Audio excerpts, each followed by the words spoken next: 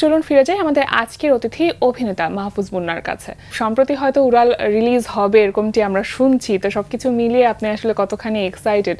কারণ আপনারা তো এটার কাজ করেছেন আসলে আরো অনেক দিন আগে 2023 সালে, সুতরাং এতদিন পরে যখন রিলিজ হওয়ার কথাটা শুনছেন কেমন লাগছে?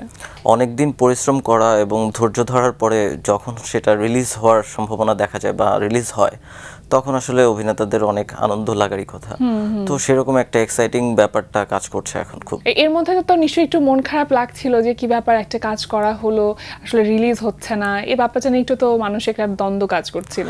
না, আসলে সেরকম দ্বন্দ্ব তেমন একটা কাজ করেনি, কারণ হচ্ছে যেহেতু এটা একটা ইন্ডিপেন্ডেন্ট ঘরানার সিনেমা, স্বাধীন চলচ্চিত্র, তো সেই জায়গা থেকে এই কাজগুলো করতে একটু সময় লাগে, কারণ পারিপার্শ্বিক অবস্থা অনেক কিছুর উপর নির্ভর করে। হ্যাঁ, এক্স্যাক্টলি, অনেক কিছু নির্ভর করে এবং পোস্ট প্রোডাকশনের কাজগুলো একটু সময় লাগে এবং এটা ধৈর্য ধরে কাজ করতে হয়। আর্টিস্টের সাথে পরিচালকের যে একটা সম্পর্ক বা একটা রসায়ন, সেই ব্যাপারটা কিন্তু খুব স্পষ্ট হয়ে ওঠে স্ক্রিনে। তো সেই ক্ষেত্রে আপনাদের ব্যাপারটা কেমন ছিল? পরিচালক, আমি যদি জোবাইদুর রহমানের কথা বলি, আপনার সাথে তার কাজটা আসলে রসায়নটা কেমন ছিল? জোবাইদুর রহমান আমার হচ্ছে যে থিয়েটারের বন্ধু বলা যায়। আচ্ছা। এবং সে হচ্ছে, তার সাথে আমার পরিচয় প্রায় 10-12 বছর ধরেই। তো তার প্রথম চলচ্চিত্র এবং তার সাথে যখন মানে হচ্ছে থিয়েটার থেকে পরিচয়, তখন থেকেই মোটামুটি ভালো একটা সম্পর্ক গড়ে ওঠে এবং আন্ডারস্ট্যান্ডিংটা খুবই ভালো। এবং মানে অফ স্ক্রিন আন্ডারস্ট্যান্ডিংটা অনেক ভালো, যেটা ক্যামেরার সামনে কাজ করতে গিয়ে মনে হয় বোঝা যায়। হ্যাঁ, এবং সেই বন্ধুসুলভ আচরণ এবং হচ্ছে যে এবং টু মাচ প্রফেশনাল, সে খুবই প্রফেশনাল এবং তার সাথে কাজ করতে গিয়ে আসলে আমি আরো অনেক কিছু শিখতে পারছি, যেটা আসলে সব জায়গায় শেখা যায় না, এবং বন্ধুর কাছ থেকে শেখা সেটা আসলে অনেক বড় একটা জিনিস। হ্যাঁ, এটা তো আসলে অনেকটা কি নিজের যে জ্ঞান, মানে পারিপার্শ্বিক প্রত্যেকে সামগ্রিক যখন কাজ করবার বিষয় আসে, তখন প্রত্যেকের এক্সপিরিয়েন্সই সে শেয়ার করছে। সুতরাং আপনার এক্সপিরিয়েন্স আপনি তার সাথে শেয়ার করছেন, তার এক্সপিরিয়েন্সটা আপনার সাথে শেয়ার করছেন। আর আমি একটু জানতে চাইবো যে উড়ালের সাথে আপনি আসলে কিভাবে ইনভলভ হলেন? অডিশন দেওয়ার জন্য প্রস্তাবনা দেওয়া হয়, মানে অডিশন দেওয়ার জন্য, তখন আমি অডিশন দিই এবং অডিশন দেওয়ার অনেকদিন পরেই আসলে পরবর্তীতে আমি ফাইনাল হই যে আমি একটা চরিত্র করছি, মুখ্য চরিত্রের একটা করছি। তো অডিশনের মাধ্যমে যেতে হয়েছে। বন্ধু বলে যে সুযোগ সুবিধা পাবো তা কিন্তু না, সে হচ্ছে পক্ষপাতিত্ব ছিল না, একদম না, সে সবারই অডিশন নিয়েছে এবং মুখ্য চরিত্রে যারা ছিলেন তাদের সবাইকেই অডিশন নিয়ে তারপর হচ্ছে কাস্ট করা হয়েছে। আচ্ছা, অডিশন তো আপনি দিলেন, কিন্তু স্ক্রিপ্টের কোনো একটা বিষয় আপনার ভালো না লাগলে তো আপনি অবশ্যই শুধুমাত্র মুখ্য চরিত্রের জন্য রাজি হননি। কোন ব্যাপারটি আপনার মধ্যে ভালো লাগা তৈরি করেছে বা আকর্ষণ কাজ করেছে স্ক্রিপ্টের জন্য? ডিরেক্টর এবং অ্যাক্টরের মধ্যে আন্ডারস্ট্যান্ডিংটা খুবই ইম্পর্টেন্ট, যে কারণে আমি যেটা বলতে চাই সে সেটা বুঝে ফেলে। আচ্ছা। এবং সে যেটা বলতে চায় আমি সেটা বুঝে ফেলি। আচ্ছা। এইটার কারণেই হচ্ছে যে আমাদের মধ্যে সেরকম কোনো দ্বন্দ্ব তৈরি হয় নাই, তবে আমরা সবাই দুজনেরই আউটপুটটা দিয়েছি এবং অভিনেতারা সবাই সবার নিজেদের মতো করে ডিরেক্টরের সাথে সবকিছু শেয়ার করেছে যে ভাই এইটা এরকম বা এইটা এরকম হইলে কেমন হয়। তো সেরকম শেয়ার করেই আমরা কিন্তু কাজটা করেছি। আপনি ছাড়া এখানে আর অন্যান্য যে চরিত্রগুলো আছে সেই চরিত্রে আমরা কাদেরকে দেখতে পাবো? তৌফিক সোহেল নামের একজন অভিনেতা আছেন, খুবই ভালো অভিনেতা। তারপর হচ্ছে শান্তচন্দ্র সূত্রধর, তারপরে KM আব্দুল রাজ্জাক, তারপরে করবী দাস, কাব্যকথা, এরপর হচ্ছে মীর সরোয়ার আলী মুকুল, এরকম আরো অনেকেই ভালো ভালো অভিনেতারা আছেন, রোশন শরীফ। পুরো গল্পটা আমি জানতে চাইছি না, কিন্তু ছোট করে যদি একটু প্রেক্ষাপটটা বলা যায় যে উড়ালের প্রেক্ষাপটটা কি মূলত? আমরা ছোটবেলায় কিছু বন্ধু পাই বা হচ্ছে যে এমন কিছু বন্ধু পাই যেটা সারা জীবনের বন্ধুত্বটাকে আঁকড়ে ধরে রাখে, সেই বন্ধুত্বেরই গল্প। তিনটা বন্ধুর গল্প, যে গল্প তাদের বাউন্ডুলেপনা থেকে শুরু করে তাদের ক্রাইসিস মোমেন্ট পর্যন্ত সবকিছুতেই আসলে সেই বন্ধুত্বের রসায়নটা ছাপটা পড়বে। বিনোদনের যে শাখায় মানুষ কাজ করুক না কেন, আমাদের তো আসলে সামাজিক দায়বদ্ধতা থেকে যায়। মানে কি আমরা একটা সোশ্যাল মেসেজ বা সামাজিক বক্তব্য আসলে উপস্থাপন করবার জন্য বিনোদনটাকে বেছে নেই। সেই ক্ষেত্রে উড়ালের সামাজিক বক্তব্যটা কি মূলত? বন্ধুত্বের যে ব্যাপারটা, যেটা আমাদের দেশে বলেন কোথাও মানে খুব কম দেখা যায় আসলে, একদম শুদ্ধ বন্ধুত্ব বা পিওর যেই ফ্রেন্ডশিপটা, সেই জিনিসটা খুবই কম পাওয়া যায়, খুবই রেয়ার। এবং সবকিছুতেই না একটা স্বার্থ থাকে প্রত্যেকটা মানুষেরই, বা হচ্ছে যে সেই স্বার্থটাকে ছাপিয়ে বন্ধুত্বকে একদম উপরের লেভেলে নিয়ে যাওয়া বা হচ্ছে যে তাকে মানে একটা শুদ্ধতম সম্পর্ক হিসেবে দেখানো হয়েছে। এক্স্যাক্টলি সেরকম একটা এবং সেটা করবার জন্য আসলে আমাদের মনে হয় নিজেদেরও আসলে নৈতিক যে মূল্যবোধ সেই জায়গাটা আসলে পরিষ্কার যত হবে সেই বন্ধুত্বটাও আসলে শুদ্ধ হবে। এবার আসতে চাই আপনার অন্যান্য যে ব্যস্ততা আছে, চলচ্চিত্র ছাড়াও তো আসলে সামগ্রিক আরো অনেক ব্যস্ততা আছে, সেগুলো সম্পর্কে একটু জানি যে কি কি কাজ নিয়ে এখন ব্যস্ত আছে। থিয়েটার করি আরণ্যক নাট্যদলে, এখনো কন্টিনিউ করছি। রিসেন্টলি 1 মেতে আমাদের শহীদ মিনারে আমাদের শো হলো। তারপর হচ্ছে শিল্পকলা একাডেমিতে এক্সপেরিমেন্টাল থিয়েটার হলে রাড়াং নামের নাটকটি হয়েছে, মঞ্চনাটকগুলো। থিয়েটারের সাথে কন্টিনিউ কাজ চলছে এবং টিভি মিডিয়াতে এখন মোটামুটি কাজ, কিছু কথা চলছে, সামনে কিছু বড় বড় প্রজেক্টের কাজের কথা চলছে। আর এমনিতেই ওভিসি টিভিসি এগুলোর কাজগুলো করা হচ্ছে আর কি। একেবারে পেশাগত জায়গা থেকে কি অভিনয়টা করছেন এখন? অভিনয়ের ধ্যান জ্ঞান, ভালো লাগা, ভালোবাসা, এটা পেশায় হিসেবে বেছে নিয়েছি। শিল্পী হয়ে ওঠা এটা একটা আপনার প্রক্রিয়া, এটা এমন না যে আমি আসলাম দুইটা চারটা নাটকে কাজ করলাম আর ব্যাস আমি অভিনয় শিল্পী হয়ে গেলাম। এটা একটা প্রসেসের মধ্যে দিয়ে যেতে হয় বা এটা একটা জার্নির মধ্যে দিয়ে যেতে হয়। ওটিটি বা অনলাইন প্ল্যাটফর্ম যেগুলো আছে আপনার, ইউটিউবে, সেখানে কি কাজ করা হচ্ছে? ইউটিউবে কাজ করা হয় না, ওটিটিতে রেগুলার কাজ চলছে আর কি। ইউটিউবে ওটিটিতে আমার ওটিটি সিনেমা সিরিজ, দেন হচ্ছে ওভিসি টিভিসি, এগুলোতেই কাজ করা হচ্ছে মূলত বেশি। আচ্ছা, ওটিটির ক্ষেত্রে যে একটা ব্যাপার থাকে যে কন্টেন্টটা একটু ডিফারেন্ট ওয়েতে প্রেজেন্ট করতে আমরা দেখি, যেটা সচরাচর টেলিভিশন মিডিয়া বা ইউটিউব কন্টেন্টগুলোতে আমরা দেখি না।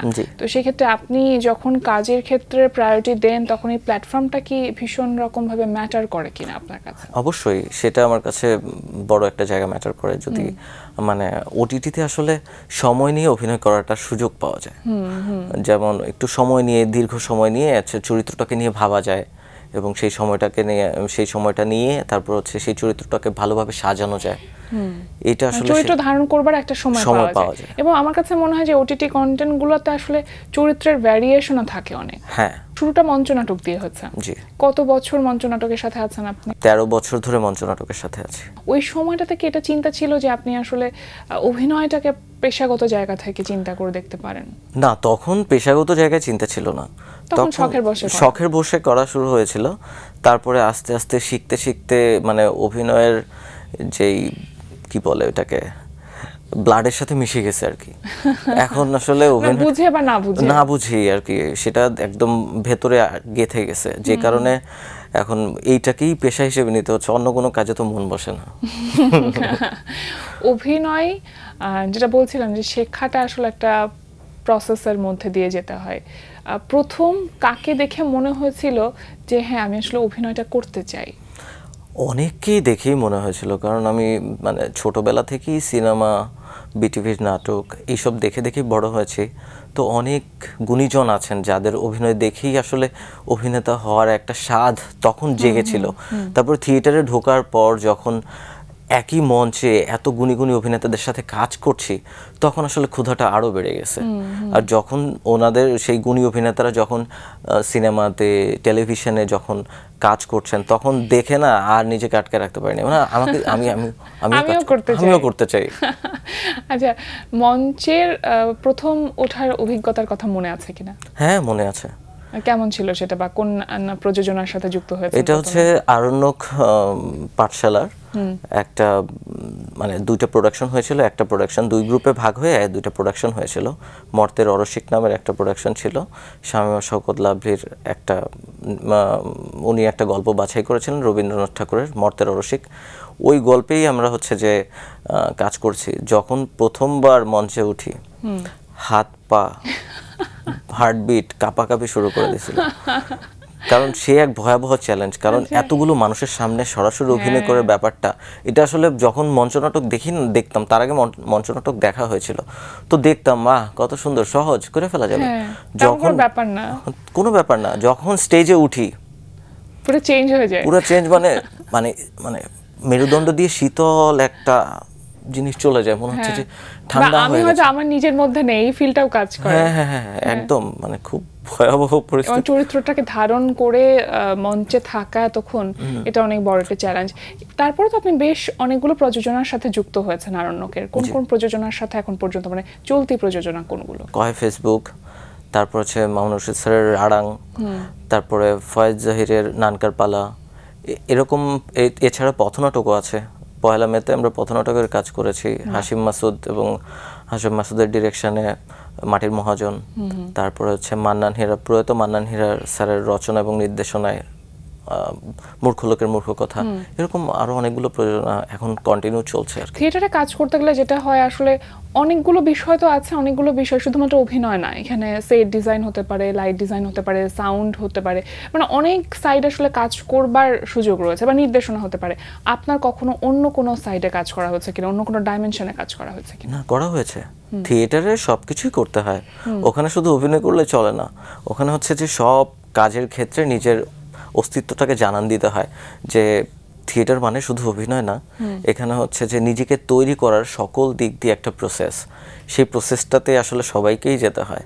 সেট লাগানো থেকে শুরু করে সেট তৈরি করা, লাইট ঠিক করা, এগুলো হচ্ছে যে পুরোপুরি একটা প্রসেস, এই প্রসেসের ভিতর দিয়ে আসতে হয়। তো সবকিছুতেই আসলে পদচারণা হয়।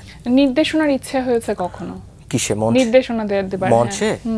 না, এত সাহস হয় না।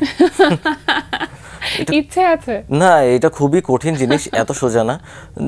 মঞ্চ নাটকে ডিরেকশন দেওয়া মানে এটা খুবই কঠিন জায়গা, এবং এটা আসলে সবার কাজ না। মঞ্চ নাটকে কাজ করছেন, তারপরে তো টেলিভিশন নাটকের জন্য আপনার কাছে কোনো একটা অফার এসেছে, সেই সুযোগটা কিভাবে তৈরি হয়েছিল? প্রথম যেই ক্যামেরার সামনে অভিজ্ঞতা সেটা হচ্ছে যে একটা পূর্ণদৈর্ঘ্য চলচ্চিত্র দিয়ে। আচ্ছা, আমার প্রথম ক্যামেরার সামনে মানে আসা একেবারে মঞ্চ থেকে ডিরেক্ট চলচ্চিত্র পর্দায়। সেটা হচ্ছে আমাদের প্রয়াত মান্নান হীরা স্যার, ওনার পূর্ণদৈর্ঘ্য চলচ্চিত্র ছিলেন ৭১-এর ক্ষুদিরাম, সেখান থেকেই মানে শিশুতোষ চলচ্চিত্র আর কি, ওইটাতে একজন ১৭ বছরের চরিত্রের ক্যারেক্টারে অভিনয় করেছি, সেখান থেকে আসলে পর্দায় যাত্রা শুরু। মানে থিয়েটার থেকে, মানে মঞ্চ থেকে ক্যামেরা, এই এক্সপেরিয়েন্সটা কেমন ছিল? প্রথম যেদিন মঞ্চে দাঁড়িয়েছিলেন সেদিন তো একটা অন্যরকম নার্ভাসনেস ছিল, ক্যামেরার সামনে কি সেই নার্ভাসনেসটা ছিল কিনা? না, ক্যামেরার সামনে অতটা নার্ভাস লাগে নাই, কিন্তু ওই যে ধরেন যে আগে তো সামনে হচ্ছে অডিয়েন্স ছিল, এবার হচ্ছে অডিয়েন্স না, সবাই যার যার মতো এক একটা ক্যামেরা দাঁড় করে রাখছে, একজন হাতে বুম ধরে রাখছে, লাইট ধরে রাখছে, যে পাশে হচ্ছে যে রিফ্লেক্টর ধরে রাখছে, সেই জিনিসটা দেখতে হয়েছে, টেকনিক্যাল সাইডটা মানে আমার চোখের সামনে। সো আমার মনে হয়েছে এরাই তো অডিয়েন্স, তো অ্যাক্টিংটা করি। ততদিনে সাহসটা মোটামুটি ভেঙে গেছে, মানে ওই কনফিডেন্সটা তখন তৈরি হয়ে গেছে যে আমি আসলে পারি এই কাজটা। তারপরে টেলিভিশন নাটক প্রথম কোনটা ছিল আপনার? তানভীর হোসেন প্রবাল ভাইয়ের একটা বাংলা ভিশনেই অয়ের গল্পের কাজটা দিয়ে আমার প্রথম টেলিভিশন যাত্রা শুরু হয়েছিল। তাহলে তো চমৎকার একটি বিষয়। একদম বাংলা ভিশনেই।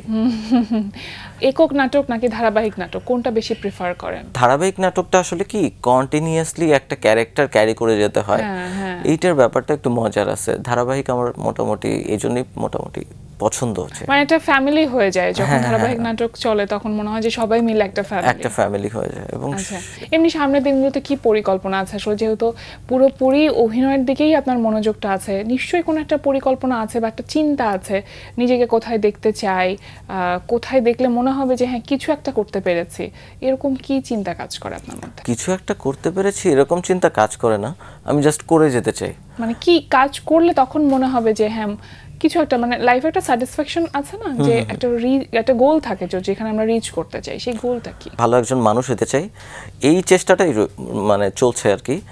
আর মানে কোনো সেরকম ভাবে গোল সেট আপ করা হয় নাই, জাস্ট ভালো অভিনেতা হইতে চাই, আর কিছু না। এখন সেটা জানি না নিজেকে কতটুকু আসলে ভালো অভিনেতা হিসেবে তৈরি করতে পারবো, এখন সেটার স্যাটিসফ্যাকশন লেভেল আদৌ আসবে কিনা। যখন কোনো স্ক্রিপ্ট আপনার কাছে আসছে, সুতরাং আপনি আসলে কতটুকু ভালো করতে পারবেন সেই স্ক্রিপ্টের উপরও অনেকখানি নির্ভর করছে। যখন কোনো স্ক্রিপ্ট আসে, সব স্ক্রিপ্টে কি কাজ করা হয় না, একটু বেছে কাজ করেন? অল্প জায়গা জুড়ে আছে, কিন্তু সেই চরিত্রটা সেই গল্পে একটা প্রভাব ফেলেছে, সেই চরিত্রও আমি করতে রাজি আছি। মানে আমি চাই হচ্ছে যে নিজের অস্তিত্বটাকে ওখানে জানান দিতে, যে আমি যে চরিত্রটা করেছি সেই চরিত্রের অস্তিত্ব আমি রেখে গেছি। মানে সময় কতক্ষণ সেটা জরুরি হচ্ছে সেই চরিত্রের আসলে ইমপ্যাক্টটা কতখানি আছে গল্পে।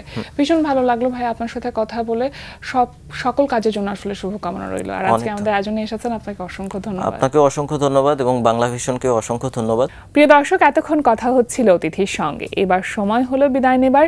আমাদের অনুষ্ঠান সম্পর্কে আপনার যে কোনো মতামত ও পরামর্শ জানাতে লিখুন এই ঠিকানায়। প্রযোজক দিন প্রতিদিন, Bangla vision, note tower ১১০, বীরত্তম, CR Dutta road, Dhaka ১২০৫। Phone ৯৬৩২০৩০ থেকে ৪। আমাদের ইমেল অ্যাড্রেস dinprotidin@banglavision.tv। কানাডীয় লেখক রবার্ট পলের একটি উক্তি বলে বিদায় নেব আজ। তিনি বলেছেন, কর্মক্ষেত্রে সাফল্যের স্বর্ণ সূত্র হচ্ছে বসের কৌতুক সব সময়ই হাসির, এটা মেনে নেওয়া। প্রিয় দর্শক, সবাই ভালো থাকুন, সুস্থ ও সুন্দর থাকুন। আজ সারাদিন সবার জন্য শুভ ও কল্যাণময় হোক।